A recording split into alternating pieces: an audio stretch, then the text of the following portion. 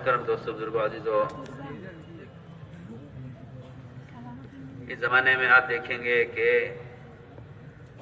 انسان ہر اعتبار سے پریشان ہے. صرف مسلمان نہیں بلکہ انسان پریشان ہے، اس لیے کہ انسانوں کی پریشانی کا سبب خود مسلمان ہے. یہ نہیں کہ مسلمان انسانوں سے پریشان ہے، بلکہ انسان مسلمانوں سے پریشان ہے. یہ بات نہیں ہے کہ مسلمان انسانوں سے پریشان ہیں، یہ سوچ غلط سوچ ہے، بلکہ میں حقیقت عرض کر رہا کہ انسان مسلمانوں سے پریشان ہے، اس لیے کہ مسلمان کے بدن سے نکلنے والا عمل یہ مسلمان کے علاوہ ساری مخلوق کے لیے مؤثر ہے. مسلمان متاثر نہیں ہوتا بلکہ مسلمان مؤثر ہوتا ہے، اس لیے کہ مسلمان اصل کائنات ہے. مسلمان اصل کائنات ہے، مسلمان مؤثر ہے، متاثر نہیں ہے. یہ خیال سب سے پہلے نکالو دل سے کہ مسلمان پریشان ہے، نہیں، بلکہ حقیقت یہ ہے کہ ساری انسانیت مسلمان سے پریشان ہے اور مسلمان خود اپنے عمل کی وجہ سے پریشان ہے. اپنی پریشانیوں کو، اپنی تکالیف کو اپنے جسم سے نکلنے والے اعمال سے جوڑ دینا، یہ انبیاء علیہ السلام کی تعلیم اور انبیاء علیہ السلام کی بعثت کے مقصد کے بالکل خلاف ہے. نظام کائنات کا کائنات سے کوئی تعلق نہیں ہے، اور نظام کائنات کا کائنات کی کسی چھوٹی سے چھوٹی شکل سے کوئی تعلق نہیں ہے. مسلمان اپنے حالات کو حکام سے یا اپنے حالات کو اسباب سے، یا مسلمان اپنے حالات کو اپنے سے باہر کے نقشوں سے جوڑ دے اور انہی نقشوں پہ محنت کرے اپنے حالات کو درست کرنے کی، تو میں قسم کھا کر کہہ سکتا ہوں کہ حال کو حال سے بدلنا یہ فرعون کا کام تھا، یہ بنی اسرائیل کا کام نہیں تھا. یہ کام فرعون کا تھا، یہ کام فرعون کا تھا، بنی اسرائیل کا کام یہ نہیں تھا. بنی اسرائیل ان کو یہ سکھلایا گیا تھا کہ تم پر جو بھی حال آئے تم اپنے حال کو اعمال سے بدلنا. اس لیے فرعون کے غرق ہونے کا سبب وہ محض فرعون کا کفر نہیں ہے. یہ بات ذہن میں رہے. اگر مسلمان یہ سمجھے کہ باطل ہونے کی وجہ سے ناکام ہو جائے گا، ایسا نہیں ہے. اس لیے کہ یہ باطل کی جنت ہے، یہاں اس کو اپنی جنت کے وہ سارے مزے پورے کرنے ہیں جو اس کے لیے مقدر کیے گئے ہیں اللہ کی طرف سے. بات توجہ چاہتی ہے.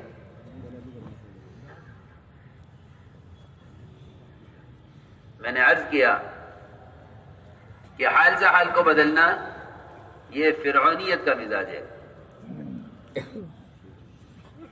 اس لیے بنی اسرائیل کا جو حال بدلا ہے وہ حال صرف فرعون کے مظالم، فرعون کا کفر اور الوہیت کا دعویٰ کرنے کی وجہ سے نہیں. ہلو، ہاں بولو جلدی، کیا بات ہے؟ بلکہ اگر غور کریں گے ہم قرآن پر اور غور کریں گے اللہ کے ضابطے پر تو صاف بات یہ ملے گی وَتَمَّتْ كَلِمَةُ رَبِّكَ الْحُسْنَى عَلَى بَنِي إِسْرَائِيلَ بِمَا صَبَرُوا وَدَمَّرْنَا مَا كَانَ يَصْنَعُ فِرْعَوْنُ وَقَوْمُهُ وَمَا كَانُوا يَعْرِشُونَ. یہ اللہ کا ضابطہ ہے کہ کہ اللہ تعالی نے اپنے سارے وعدے پورے کیے بنی اسرائیل کے لیے ان کے صبر کی وجہ سے.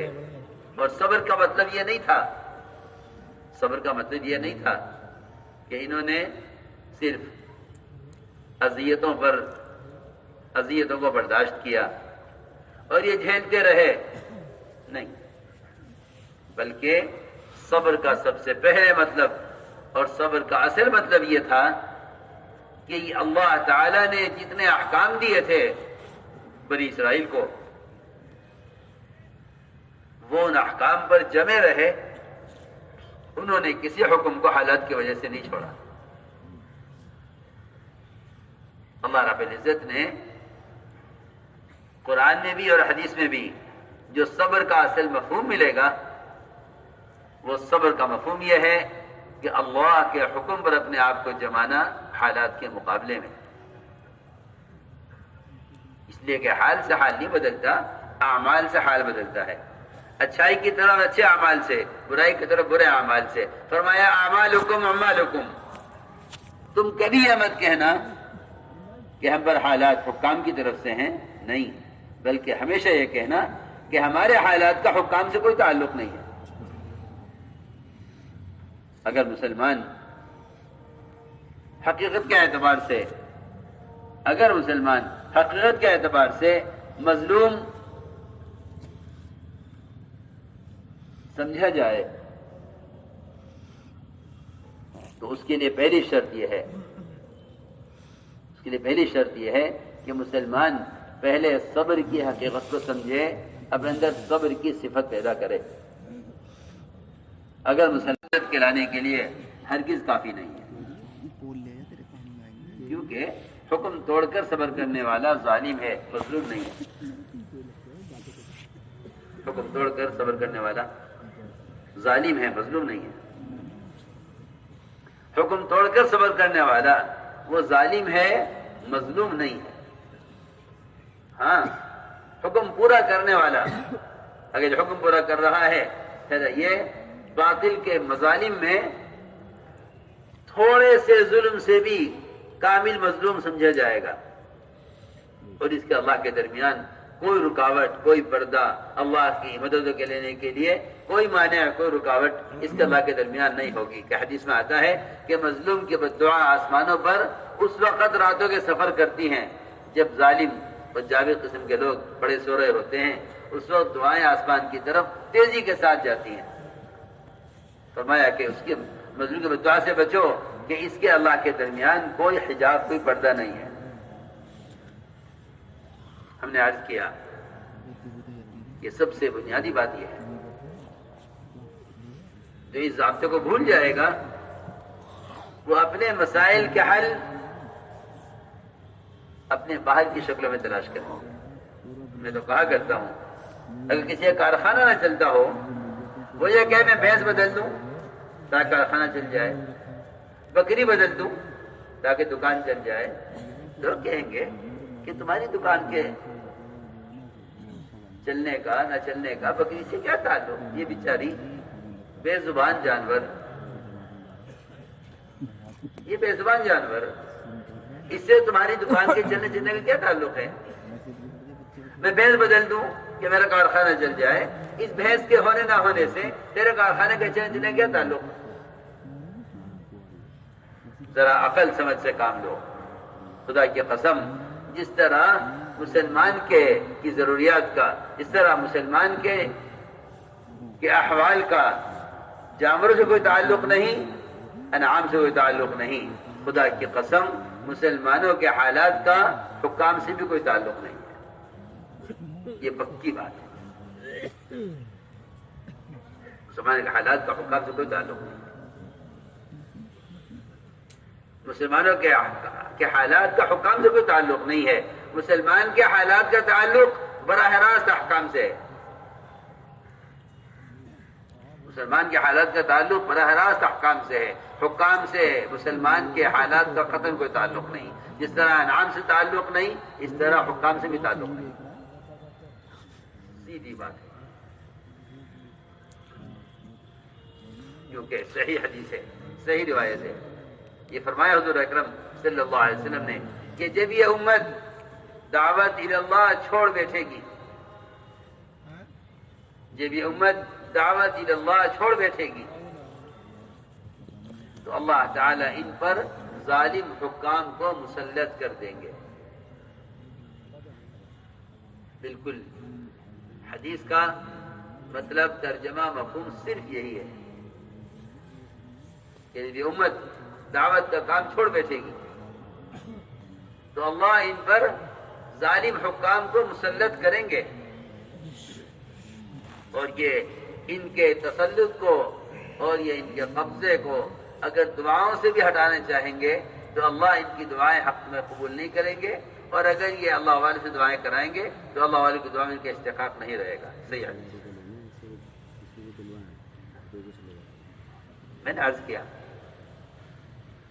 کہ سب سے پہلا معاملہ یہاں سے بگڑا ہے، ورنہ مسلمان تو اصل کائنات تھا، مسلمان اصل کائنات تھا۔